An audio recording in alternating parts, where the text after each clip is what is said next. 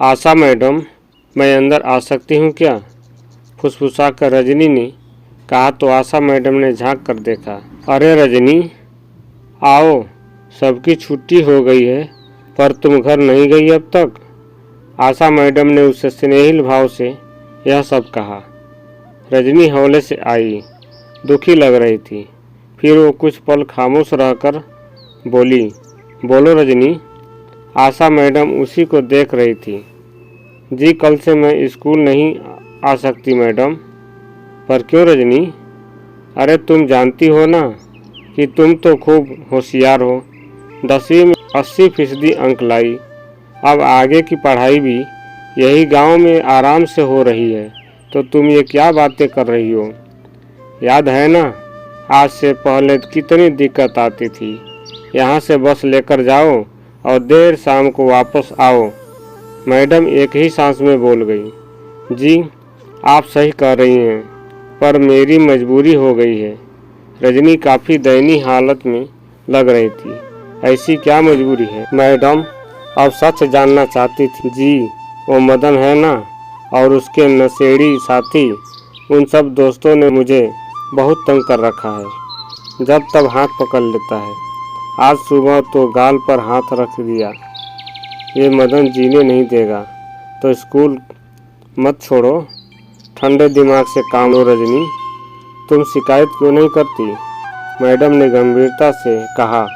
तो रजनी घबरा कर बोली, कैसी बातें कर रही हैं? मरना है क्या मुझे? अरे रजनी, तुमको कोई तंग कर रहा है, तुम्हारा पढ़ना लिखना मुश्किल कर दिया है, तो तुम क्या चुपचाप सहन करती रहोगी? जी, सहन करना पड़ेगा, रजनी तनाव से बोलती गई। तो ऐसा करो, अपनी माता को बताओ। मैडम ने रास्ता बताया तो रजनी बोली, मैडम यही तो रोना है मेरा।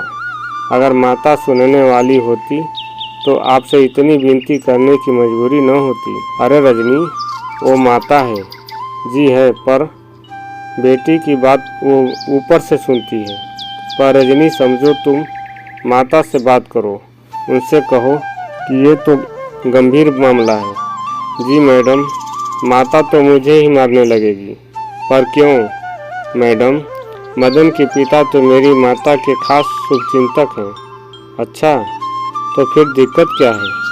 मैडम को समझ नहीं आ रहा था। जी मैडम, यही तो दिक्कत है, माता तो सुनेगी ही नहीं।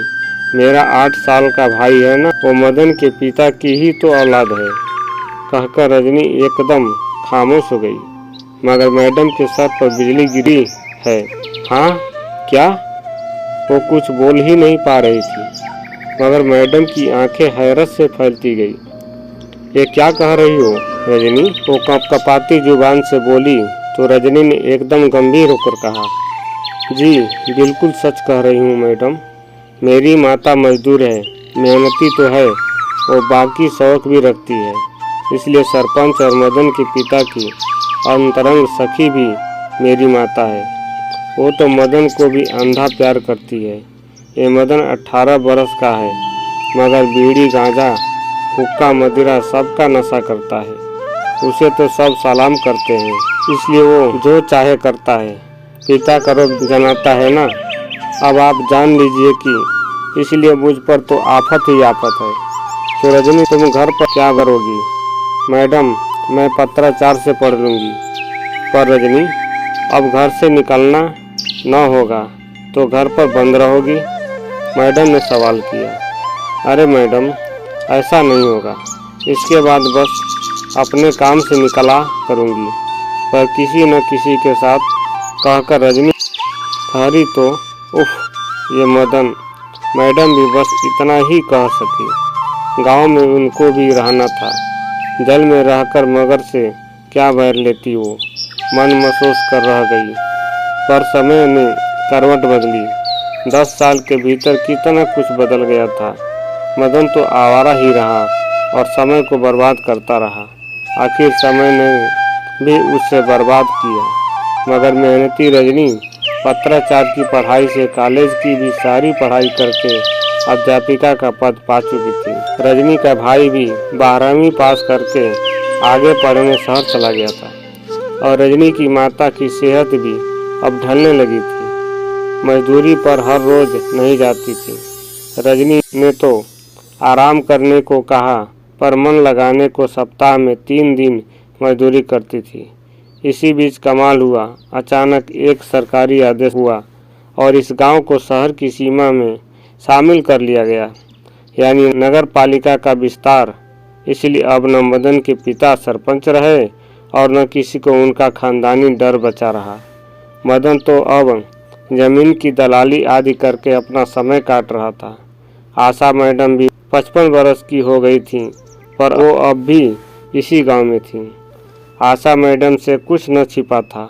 वो साफ साफ देख रही थी कि धीरज से काम करने वाले को जरा सा इंतज़ार करना होता है, पर सब हिसाब बराबर हो ही जाता है। रजनी की माता अब असहाय होती जा रही थी।